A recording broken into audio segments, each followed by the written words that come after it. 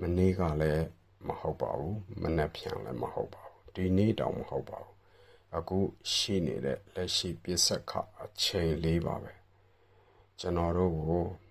တဘာဝတရားကြီးကအချိန်ကိုတစ်စက္ကန့်ပေးပြီးမှအဲ့ဒီတစ်စက္ကန့်ကိုကျွန်တော်တို့နေထိုင်ဖြတ်တန်းသုံးဆွဲပြီးမှနောက်တစ်စက္ကန့်ကိုပေးပါတယ်ပြီးမှနောက်တစ်စက္ကန့်ကိုပေးပါတယ်တစ်စက္ကန့်ချင်းပဲကျွန်တော်တို့လာပါရပါတယ်ဒီနေ့တနေ့ကိုမရတယ်လို့မနေ့ဖန်ကိုလည်းမရပါဘူးအဲ့တော့အခုလက်ရှိပြစ္ဆခအချိန်ကလေးဟာအင်မတန်မှအဖို့တန်ပြီးတော့တန်ဖိုးဖြတ်လို့မရပါဘူးကျွန်တော်တို့အလဟတမဖြစ်စေသင့်ပါဘူးအဲ့ဒီအချိန်မှာတန်ဖိုးရှိစွာ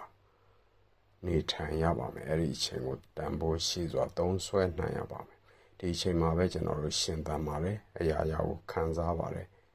ကျွန်တော်တို့အသက်ရှင်နေတာဒီအချိန်လေးဖြစ်ပါတယ်အဲ့တော့ကျွန်တော်တို့အတွက်သေချာရည်ရမှုအရှိဆုံးဖြစ်တဲ့ဒီအချိန်ကလေးမှာကျွန်တော်တို့ဟာမှန်ကန်စွာအကျိုးရှိစွာနေထိုင်ရှင်သန်နိုင်မှုလိုပါတယ်အလဟတဖြုံးဒီမပြည့်မိဖို့လိုပါတယ်အခု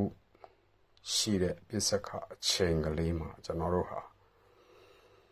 ကောင်းစွာရှင်သန်မှုနေထိုင်မှုလိုအပ်ပါတယ်လက်ရှိအချိန်ကိုကျွန်တော်တို့ဟာ